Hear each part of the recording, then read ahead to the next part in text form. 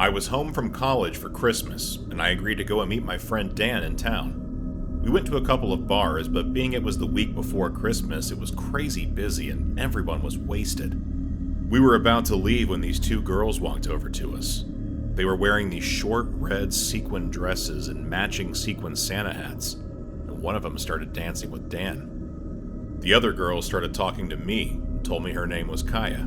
Then, shortly after that, Dan grabbed my arm and told me that we were going to go with them to this secret bar close by.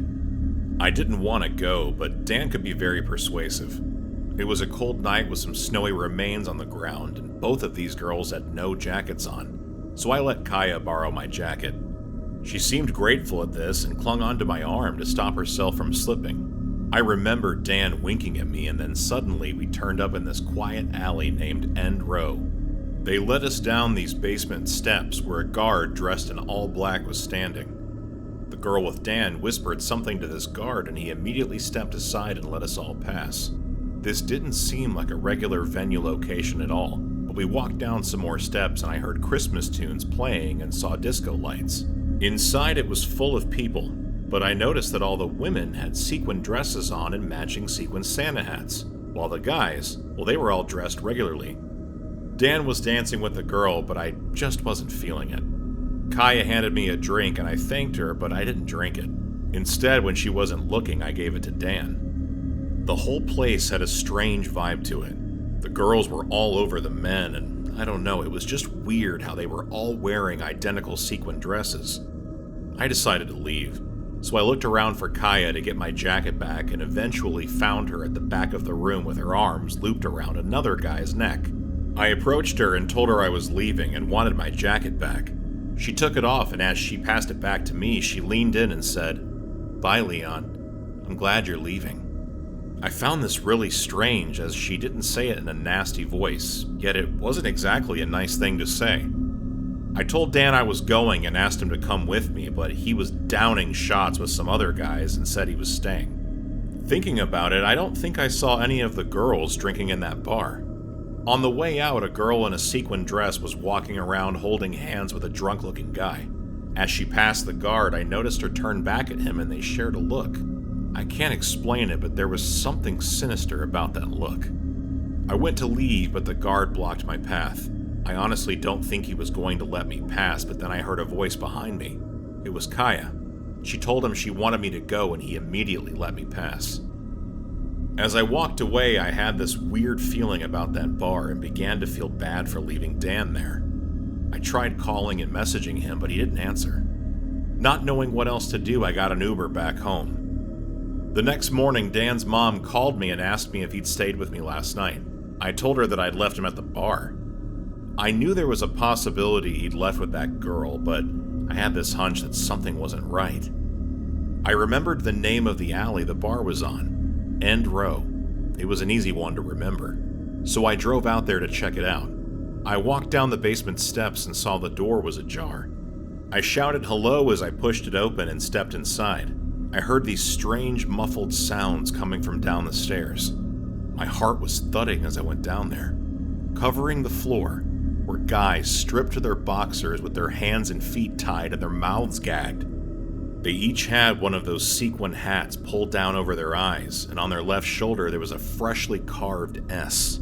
Someone had cut it into their skin. I found Dan, untied him, and then called the police. Some of the guys fled after I untied them as they didn't want to be there when the police officers arrived, but some stayed and gave statements. Those girls lured those guys down into that basement, drugged them, stole from them, and carved an S into their shoulder.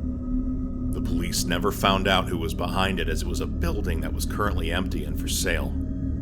Whoever those girls in sequin dresses were, I think they set the whole thing up. I just don't know why they did it and what the meaning of the S was.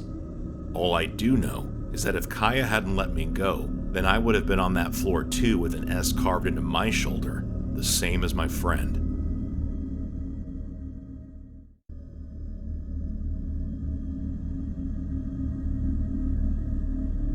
Every year, I flew out to Michigan to spend the holiday season with my aunt and uncle. This was a family tradition, and my parents, brother, cousins, grandparents, etc., always made the effort to drive or fly over there so we could all be together.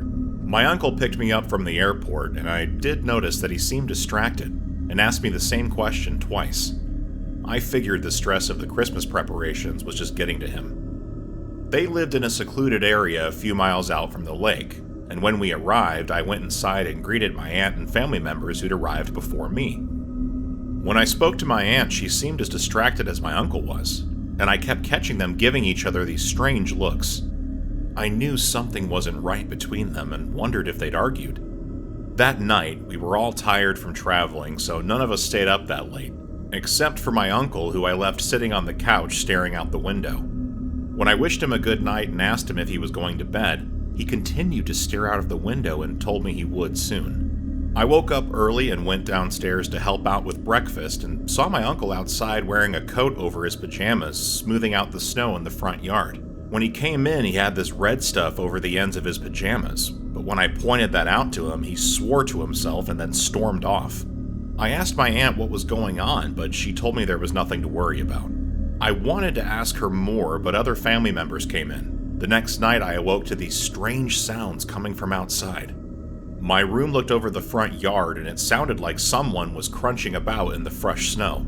I peered through the curtain and saw my uncle out there leaning over the snow and holding something tightly in his hand. I wanted to figure out what was going on, so I went outside. His back was to me, and he seemed in deep concentration of what he was doing.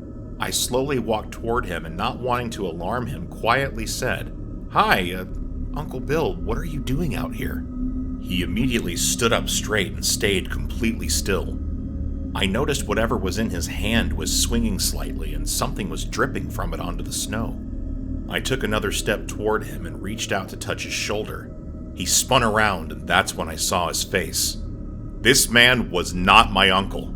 I screamed and jerked back, and that's when I realized what was in his hand. It was a dead rabbit. Dripping from it onto the snow was fresh blood. The man gave me this creepy smile and then rubbed the rabbit carcass across his face, covering it in blood, making him look completely deranged. My heart was thudding, and I started running back toward the house, only stopping when I got inside. I was locking the door in a frantic panic when my uncle appeared. He'd been sleeping in the other room on the couch, and when I told him what happened, he ran outside with a baseball bat. I looked outside and saw that man calmly walk off into the trees, the dead rabbit still swinging in his hand. I was relieved my uncle hadn't caught up to him, as I didn't want him getting hurt. After that, I finally saw what was written in blood in the snow. It was the number 1. It turned out that this had been happening for the last 3 nights, but it was always a different number written. My aunt and uncle hadn't called the police as they didn't want any of us finding out about it and worrying. They made me promise I wouldn't tell the rest of our family, and I agreed. The next night, I stayed awake with my uncle to see if the creepy guy came back. But he never came back. Maybe we scared him off. Or maybe there was another reason he didn't return. What I do know is that my entire family was in that house at the time, so just thinking about what may have happened if the creep had decided to come back, yeah, that's an unnerving thought.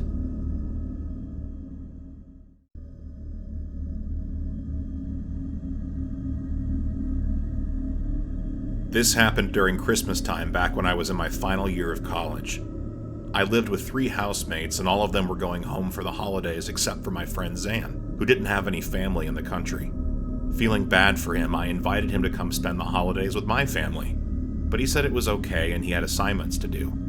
As most of the houses around us were occupied by students, they were mostly empty for the holidays, as everyone was home visiting their families.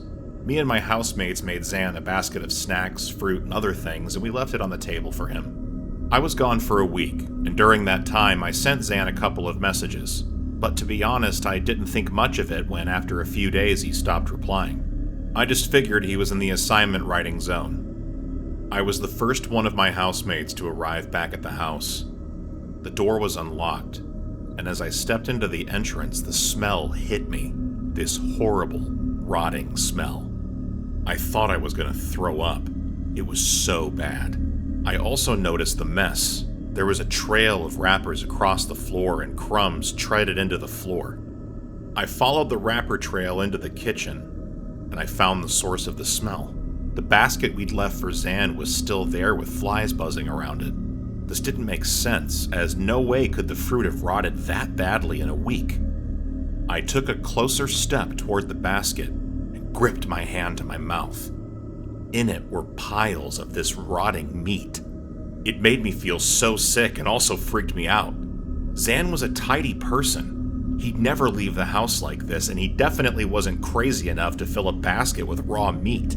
I made myself walk toward the stairs and shouted, "Hey, Zan, are you up there?" When he didn't reply, I knew I'd have to go and check. Each step I took creaked, and it was so cold I could see my breath in the air. It felt like the heating hadn't been turned on all week. When I reached Zan's door, I knocked on it, and again asked him if he was in there and if he was okay. I knocked again, but he didn't answer, so I tried opening it, but it was locked. I didn't really know what to do, so I was just going to walk away when I heard this weird muted sound coming from within. I shouted, asking if Zan was in there, and the muted sounds continued. I kicked the door in and saw Zan taped to his desk chair. I mean, completely taped. The only part of him not covered was his nose. I immediately phoned the police and cut Zan free. He was hysterical and seemed convinced someone was going to come in and hurt him. When I eventually managed to calm him down, he told me that on Christmas Eve he'd been in his room working on his assignment when he heard a knock at the door. He went to answer it, and this guy and girl who said looked like students said their power was out and asked him if he had a spare flashlight. When he went to look, they followed him inside, knocked him out, and taped him up. That was 3 days ago. The poor guy had been stuck like that for 3 whole days. He was in a bad way, and if I hadn't shown up when I did, then I'm not so sure he would have made it. Meanwhile, those creepy people had been living in our house. The strangest part is, they didn't take anything. If they wanted somewhere to stay, then why not pick an empty house? Why do that with the meat? And why leave Zan like that? The whole thing gave me the creeps, and we all moved out of that house soon after that. One thing is for sure, I'm never going to chance staying home alone over the holidays.